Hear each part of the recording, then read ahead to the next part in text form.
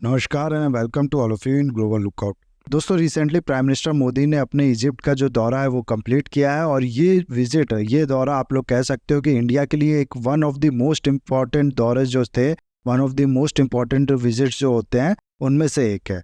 आज का जो टाइम है, आज की जो सिचुएशन है, उसको देखते हुए इजिप्ट और इंडिया दोनों ही कंट्री एक दूसरे के लिए बहुत ज़्यादा इंपॉर्टेंट है और ये चीज़ दोनों ही कंट्री एक दूसरे को दिखाती भी हैं कि आप हमारे लिए बहुत ज़्यादा इंपॉर्टेंट है।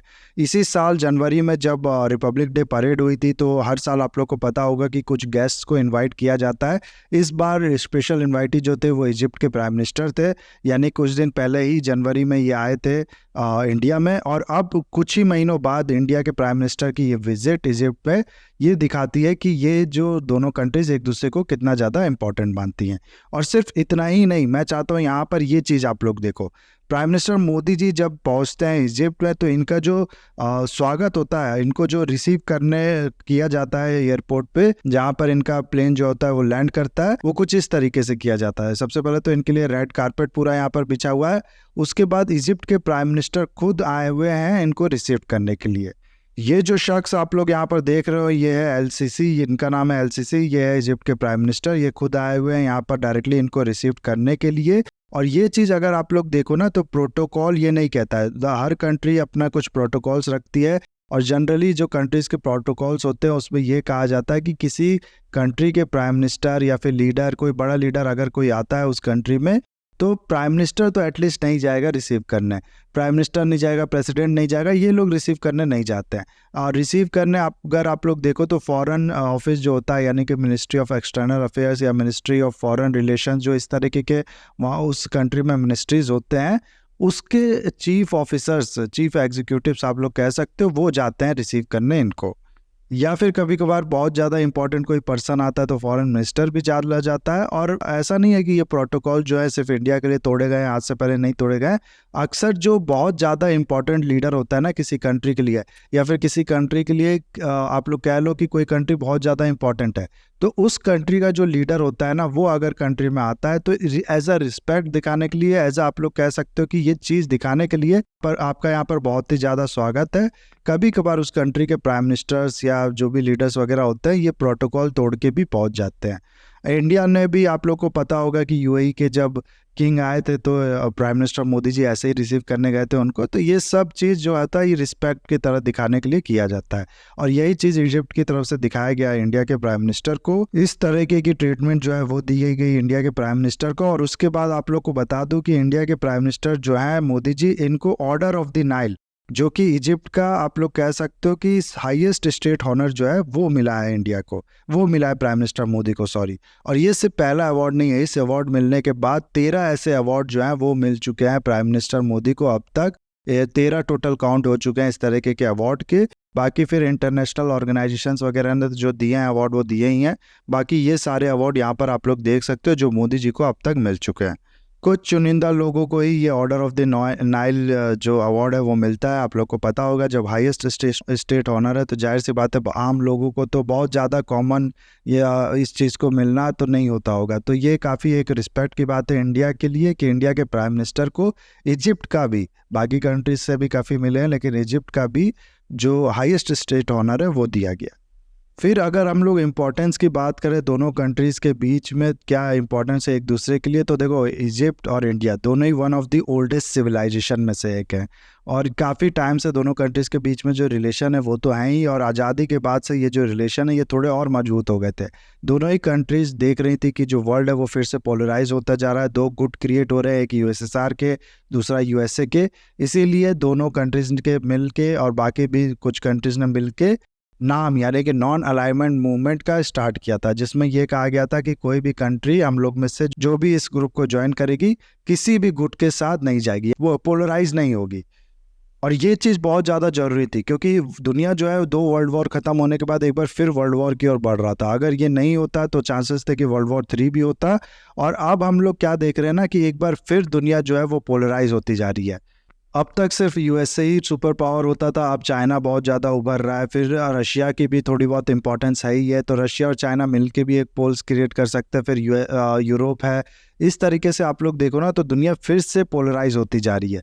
और जिससे जो खतरा है पोलराइजेशन का या फिर इसके जो साइड इफ़ेक्ट्स होते हैं उसका, जैसे कि वॉर हो गए, छोटे छोटे बैटल्स हो गए, और आप लोग कह लो कि गरीब कंट्रीज़, लो इनकम कंट्रीज़, इनका जो टॉर्चर है ये सब फिर से बढ़ते जा रहा है। तो कुछ कंट्रीज़ जो कि ऐसा नहीं चाहती हैं कि वर्ल्ड जो है वो फिर से बाइपोलर बन जाए या पोलराइजेशन हो जाए बहुत ज़्यादा, जो कंट्रीज़ मल्टीपोलर वर्ल्ड बनाना चाहती हैं, उनका साथ में आके अपने आप को मजबूत करना बहुत ज़्यादा ज़रूरी है। और ये दोनों ही कंट्री, इजिप्ट भी हो गई और इंडिया भी हो गई, इंडिया तो ये चीज़ बहुत टाइम से चाहता है, और इंडिया के लिए ज़रूरी है कि अफ्रीकन कंट्रीज़ जो हैं और इंडो पैसिफिक की जो कंट्रीज़ हैं, जो छोटे छोटे आइसलैंड्स हैं, साथ ही साथ लैटिन अमेरिका है, इन सबको साथ में लेके आए, क्योंकि ये कंट्रीज़ भी ऐसा नहीं चाहेंगी कि फिर से वर्ल्ड जो है वो पोलराइज हो। इन सब कंट्रीज़ का आपस में आना, मजबूत होना खुद को बहुत ज़्यादा ज़रूरी है, नहीं तो अकेले अकेले रहेंगे तो इन पर प्रेशर बना दिया जाएगा कि कोई पोल आप लोग ज्वाइन करो।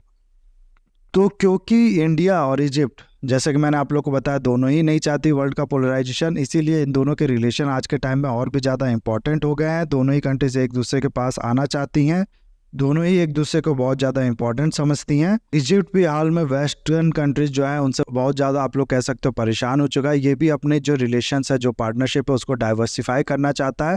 ऐसी भी न्यूज़ आ रही थी बीच में कि इजिप्ट जो है वो ब्रिक्स ज्वाइन करना चाहता है।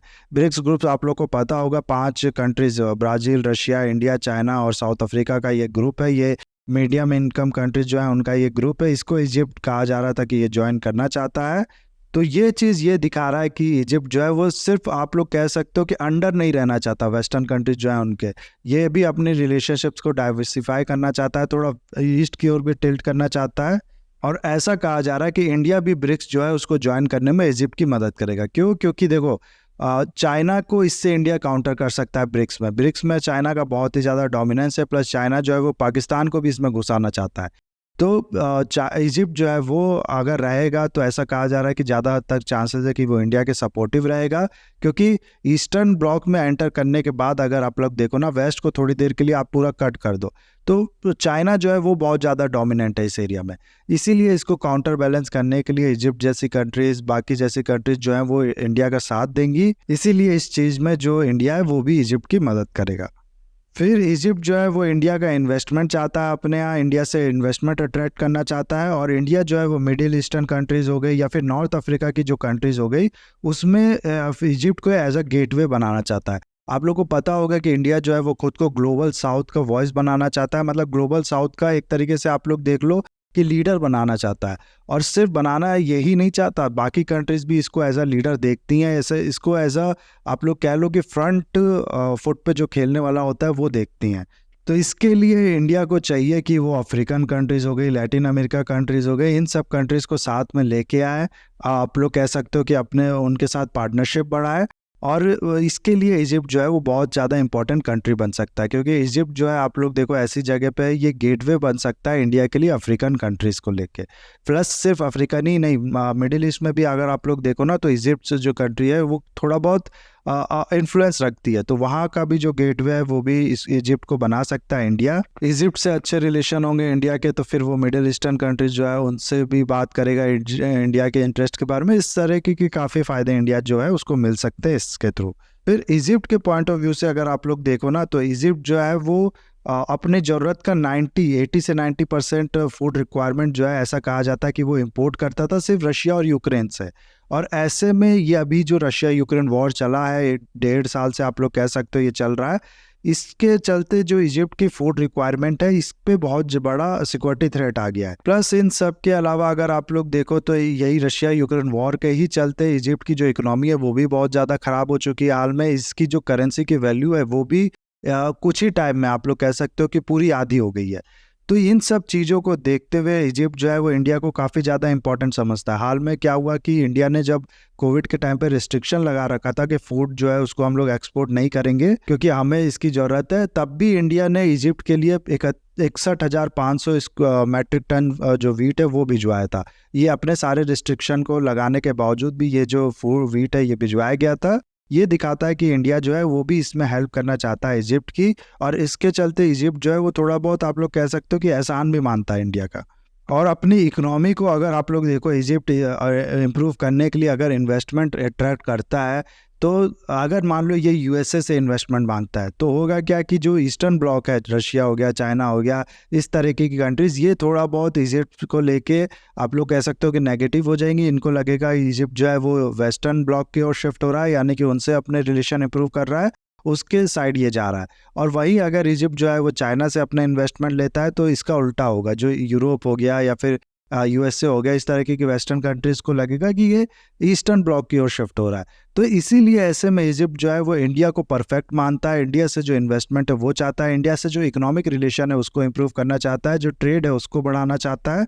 क्योंकि इंडिया जो कंट्री है वो आप लोग को पता होगा कि एक न्यूट्रल कंट्री है बहुत रिलेटिवली, और एक तरीके से आप लोग कह सकते हो कि बहुत ज़्यादा बैलेंस बना के चलती है, ना ही इसके अगेंस्ट में ईस्ट है, ना ही इसके अगेंस्ट में वेस्ट है। प्लस इंडिया भी जब देख रहा है कि चाइना का लगातार जो इन्फ्लुएंस है इजिप्ट में बढ़ता जा रहा है, तो उसके लिए भी ये जरूरी बन जाता है कि वो भी इजिप्ट के साथ अपने जो रिलेशन है उसको इम्प्रूव करे। क्योंकि देखो इजिप्ट जो है ना वो बहुत ज़्यादा इंपॉर्टेंट कंट्री है। इजिप्ट आप लोग को पता होगा कि आज भी बहुत हद तक जो ट्रेड है वो स्विस कैनाल से पास होता है। ये स्विस कैनाल है, यहाँ पर आप लोग देख सकते हो, रेड सी से होते हुए ये जो ट्रेड है ये मेडिटेरियन में एंटर करता है। इसके बाद फिर ये यूरोप कह लो या फिर नॉर्थ एशिया जो है वहाँ पर जाता है। तो ये सब चीज़ों को देखते हुए ना आप लोग समझ पा रहे होगे कि इजिप्ट जो है वो बहुत ज़्यादा इंपॉर्टेंट कंट्री है, ना ही इंडिया के लिए सिर्फ, बल्कि बहुत सी कंट्रीज़ के लिए। ऐसे में लगातार इन्वेस्टमेंट बढ़ना चाइना का इजिप्ट में, चाइना का इन्फ्लुएंस लगातार बढ़ना इजिप्ट में, ये कहीं ना कहीं प्रॉब्लम क्रिएट कर सकता है इंडिया का जो भी एक्सपोर्ट इंपोर्ट इस रास्ते से आता है उसके लिए। और क्योंकि ये तो स्ट्रेटेजिकली बहुत ज़्यादा इंपॉर्टेंट है, इसीलिए इंडिया कभी नहीं चाहेगा कि इजिप्ट जो है वो कब एक तरफा हो जाए। एटलीस्ट ये न्यूट्रल रहे इंडिया और चाइना को लेके, इस तरीके की जो चीज़ है वो इंडिया इंश्योर करना चाहेगा। इसीलिए इंडिया जो है वो इजिप्ट से अपने जो रिलेशन है वो लगातार इंप्रूव करना चाहता है, किसी एनिमी कंट्रीज़ को यहाँ पर इन्फ्लुएंस बहुत ज़्यादा बनाने देना नहीं चाहता है। प्लस देखो इजिप्ट जो है ना वो एक बहुत बड़ा बायर साबित हो सकता है इंडियन मेड वेपन्स जो है उनका। इंडिया अपने वेपन्स का, अपने डिफेंस एक्सपोर्ट जो है उसको लगातार बढ़ाना चाहता है। आप लोग को पता होगा इसका टारगेट इसने सेट कर रखा है कि हम लोग इतना जो डिफेंस का सप्लाई है, डिफेंस का एक्सपोर्ट है वो करेंगे। और इसमें इजिप्ट जो है एक बहुत इंपॉर्टेंट रोल प्ले कर सकता है। इजिप्ट ने काफ़ी ज़्यादा इंटरेस्ट दिखाया भी है। दरअसल हो क्या रहा है ना कि इजिप्ट यहाँ पर ये जो कंट्री है ये नॉर्थ अफ्रीका हो गया, वेस्ट एशिया हो गया, इस जगह पे जो इन्फ्लुएंस ये रखता था पहले वो अब खोता जा रहा है। इसकी इकोनॉमी भी डाउन है, इसके जो आप लोग कह सकते हो कि हार्ड पावर है, जो मिलिट्री पावर है वो भी थोड़ा बहुत डाउन जा रही है। और इसका कारण है कि ये कुछ ही कंट्रीज़ पे डिपेंडेंट है अपना जो वेपन्स का जो इम्पोर्ट है उसके लिए। इसीलिए अब ये जो वेपन्स का इंपोर्ट है इसके लिए डाइवर्सिफाई करना चाहता है, और थोड़ा आप लोग कह सकते हो लाइट वेपन्स हो गए, फिर कम पैसे में अच्छे वेपन्स जो हो गए वो खरीदना चाहता है। ऐसे में ये जो वेस्टर्न कंट्रीज़ पे आज तक डिपेंडेंट था उस पर अब डिपेंडेंट नहीं रहना चाहता है, इसको डाइवर्सिफाई करना चाहता है। और इसके लिए अगर आप लोग देखो ना तो इसको इंडिया के जो वेपन्स है ये परफेक्ट लगते हैं। इंडिया लगातार इसमें इम्प्रूव कर भी रहा है। हाल में इंडिया ने जो तेजस बनाया है उसमें इजिप्ट जो है वो अपने इंटरेस्ट दिखा चुका है। प्लस ब्रह्मोस भी रशिया और इंडिया ने मिलकर डिसाइड किया है कि ठीक है, इंडिया में जो ब्रह्मोस बनाया जाता है उसको इंडिया एक्सपोर्ट भी करेगा। और इंडिया ने फिलीपींस के साथ इसको लेकर डील भी किया। अब इजिप्ट भी इस चीज़ में इंटरेस्ट दिखा रहा है। इसको आप ये भी कह सकते हो कि इजिप्ट जो है वो वेस्ट नहीं बल्कि ईस्ट की ओर जो टिल्ट है वो दिखाना चाहता है, इसलिए इंडिया से वेपन जो है वो खरीदने की बात करा है। खैर जो भी हो, कुल मिला के बात यह है कि इंडिया जो है वो काफ़ी ज़्यादा वेपन जो है वो बेच सकता है इजिप्ट को। और इजिप्ट को साथ कोई भी डील होती है ना इस तरीके की, तो इससे इंडिया मिलियंस ऑफ डॉलर जो है वो कमा सकता है। प्लस जैसा कि मैंने बताया कि ईस्ट के राइस का टाइम है, ईस्ट जो है वो राइस कर रहा है, और ऐसे में चाइना जो है वो कम्प्लीटली डोमिनेंट होगा। आप लोग देखो कि चाइना और बाकी कंट्रीज़ में जो पावर का डिफरेंस है वो बहुत ज़्यादा है। इसीलिए जो ईस्टर्न ब्लॉक में का आप लोग कह सकते हो कि बाकी कंट्रीज़ है, इनका पास आना थोड़ा बहुत ज़रूरी भी बन जाता है, ताकि ये जो चाइना जैसी कंट्री है, चाइना जैसी बहुत ही ज़्यादा पावरफुल कंट्री है, उनको थोड़ा बहुत मिल के टैकल कर सके। तो ये भी कारण है कि इजिप्ट जो है वो इंडिया से रिलेशन बढ़ा रहा है, इंडिया से वेपन्स खरीद रहा है, ट्रेड इंडिया से बढ़ाना चाहता है। अभी तक जो ट्रेड अगर आप लोग देखोगे ना तो ये 7.5 बिलियन तक का होता है दोनों कंट्रीज़ के बीच में। इसको बढ़ाने का प्लान है दोनों कंट्रीज़ के बीच में, और $12 बिलियन जो है वहाँ तक ले जाने का प्लान है। तो ट्रेड भी बढ़ाना चाहता है इजिप्ट, और ये सब चीज़ किनारे कर दो, जो डिफेंस पार्टनरशिप है ना, और लोकेशन की वजह से दोनों कंट्रीज़ के बीच में जो सिक्योरिटी को लेकर पार्टनरशिप है वो एक काफ़ी इंपॉर्टेंट फैक्टर है। और प्लस इंडिया जो है वो वेपन्स भी सप्लाई करना चाहता है इजिप्ट को। इसीलिए अभी हाल में क्या हुआ है, इसी विजिट के टाइम पे इंडिया और इजिप्ट दोनों ने मिल के, ये बहुत ही ज़्यादा बड़ी न्यूज़ है कि स्ट्रेटेजिक पार्टनरशिप को साइन किया है, यानी कि दोनों ही अब एक दूसरे के लिए स्ट्रेटेजिक पार्टनर है। होता क्या है कि पहले डिप्लोमेटिक पार्टनरशिप साइन होती है दो कंट्रीज़ के बीच में। इसमें क्या होता है कि एक कंट्री रिकॉग्नाइज करती है कि ये भी हाँ कंट्री है, और उसके अंदर अपने जो एम्बेसीज है वो खोलती है, ताकि जो दोनों कंट्रीज़ के बीच में आप लोग कह सकते हो कि बिजनेस है वो हो सके, दोनों कंट्रीज एक दूसरे कंट्री की प्रॉब्लम थोड़ी बहुत सॉल्व कर सके। लेकिन दोनों कंट्री जब स्ट्रेटेजिक पार्टनरशिप साइन करती हैं तो इसमें क्या होता है ना कि ये लोग ट्रेड, बिजनेसेस, कॉमर्स, इससे थोड़ा ऊपर हट के और डिफेंस की बात करती है कि आप हमारे डिफेंस में हमारे पार्टनर है, हम पे कोई थ्रेट आएगा तो हम आपसे मदद लेंगे।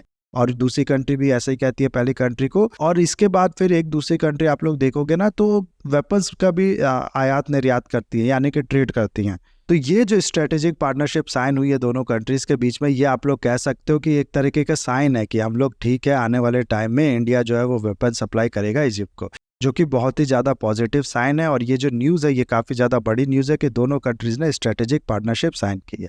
तो ये था पूरा video guys. I hope video आपको अच्छा लगा होगा। इसे लाइक, कमेंट, शेयर, सब्सक्राइब जरूर कीजिएगा। That's all, have a nice day, take care.